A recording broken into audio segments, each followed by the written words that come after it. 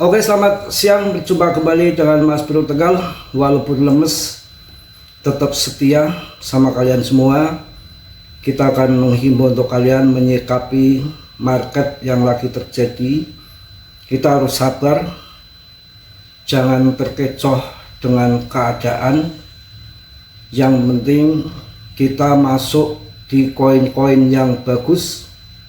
Mau turun hancur lebur jadi bubur, nanti juga akan kembali lagi. Nggak mungkin juga kripto akan kiamat, ya, akan baru kiamat sebelum kiamat belum naik, nggak mungkin juga. 59% dana masuk ke BTC, 41% ada di altcoin dan meme coin. Artinya banyak orang-orang besar juga yang mempunyai altcoin. Nggak mungkin juga kalau altcoin hancur, ngamuk juga sih. Yang rugi besar siapa? Justin Sun mau jadi apa? Vitalik mau jadi apa? Charles mau jadi apa? Ya kan? Mereka kan bos-bos besar ada di meme coin, di altcoin. Cardano, BNB, Solana, Ethereum. Jadi menyikapi market kayak gini ya, kita santai aja. Ini Bitcoin itu banyak yang memprediksi lebih murah dari emas.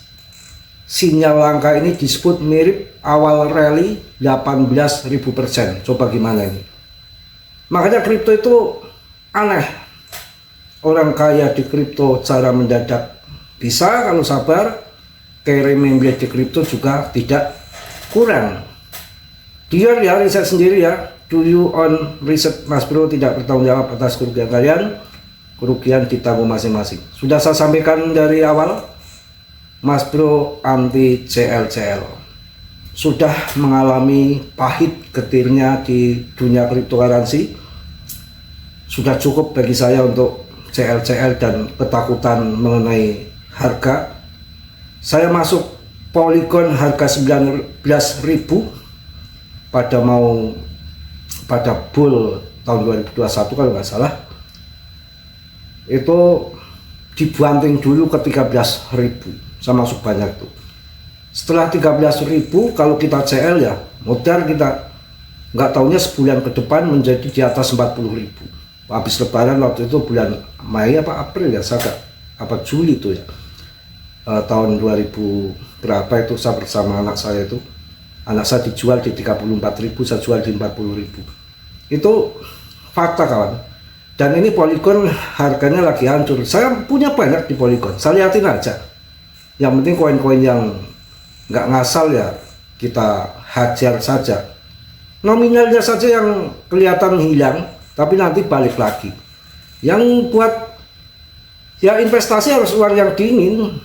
Kalau yang uang untuk harian ya kita ngarit kayak ngawon bebek. Yang penting jangan bohongin orang aja. Dosa ya, jangan bohongin orang.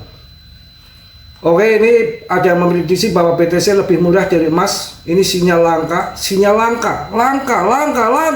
Wow, kok langka ya? Nyantai aja, jangan emosi Mas Bro, kagak. Jangan Mas Bro, kagak. Dokol Mas Bro, enggak. Sakit hati saya market turun. Mau buat kawin gitu ya? Apa pakai jurus Mbah Tarman? Amplop kosong itu, wah cek kosong. Kagak, itu bukan mental saya. Ya apalagi apem sudah dikenyot lagi. Kacau ya. Sinyal langka disebut mirip rally awal rally 11.800% kawan. Gila. Kalau kejadian gimana? Makanya tahan aja koin kalian. Ini dibilang mirip awal rally 11.800.000%. Wow. Ya mungkin bisa terjadi. Bitcoin lebih murah dari emas. Sinyal langka ini disebut mirip awal rally BTC di 11.800%. Mudah-mudahan ya pasar kripto kembali memunculkan sinyal yang jarang terjadi. Saya akan bahas PP dulu. PP ini akan bermasa panjang. akan jadi besar. 1 rupiah Mas Bro lewat prediksi saya pribadi loh, lewat. Asal sabar. Kapan waktunya Mas Bro? Masih menjadi misteri. Masih menjadi misteri ilahi.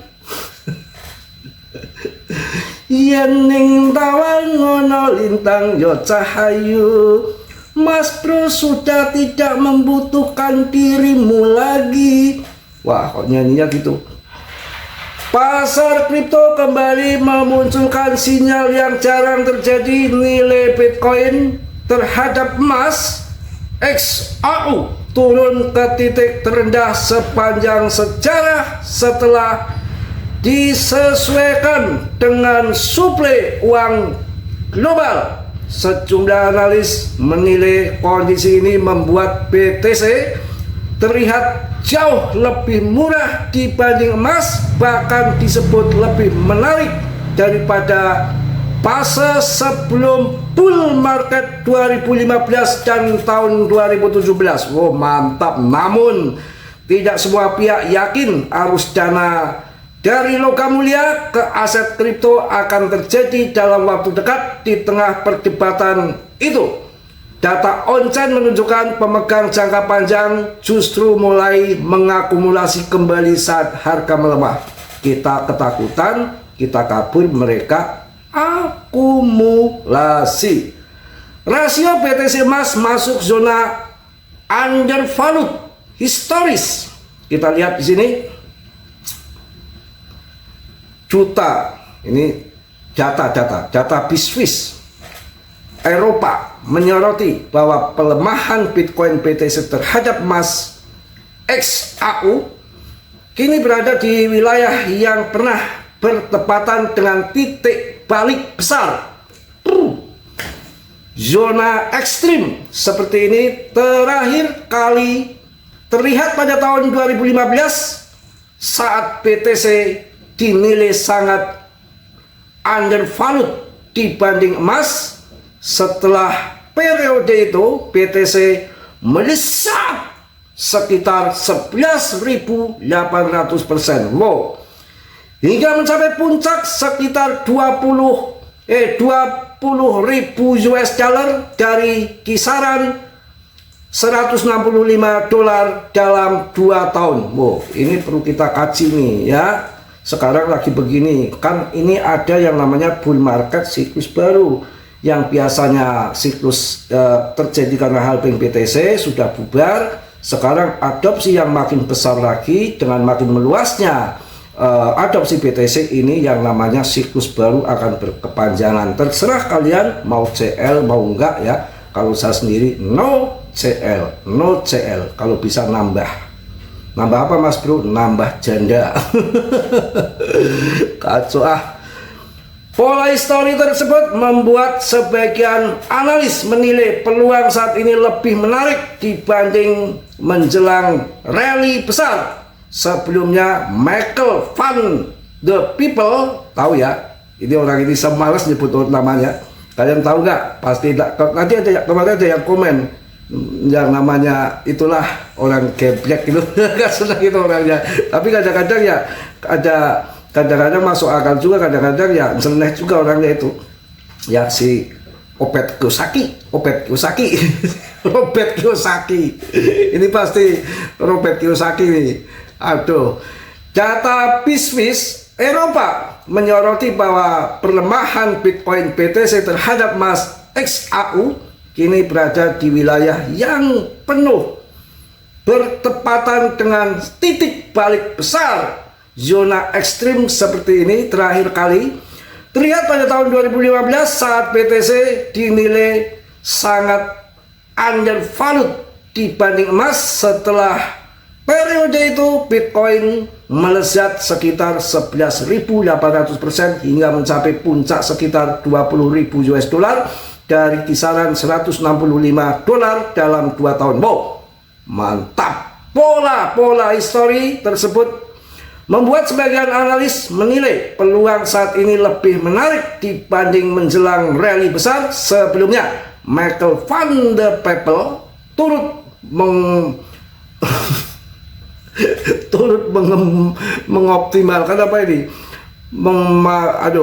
pokoknya ikut menggemborkan, ikut mendukung gitu pandangan bahwa kondisi rasio yang tertekan dapat membuka ruang pemulihan yang sangat agresif. Terbang PAM itu mendung, kawannya agak hitam mendung. Itu yang terjadi ya. Narasi yang berkembang setelah potensi ini BTC terhadap emas ketika sentimen resiko kembali membaik. Meski demikian, indikator rasio bukanlah jaminan arah harga, melainkan sinyal probabilistik yang perlu dikonfirmasi oleh faktor lain.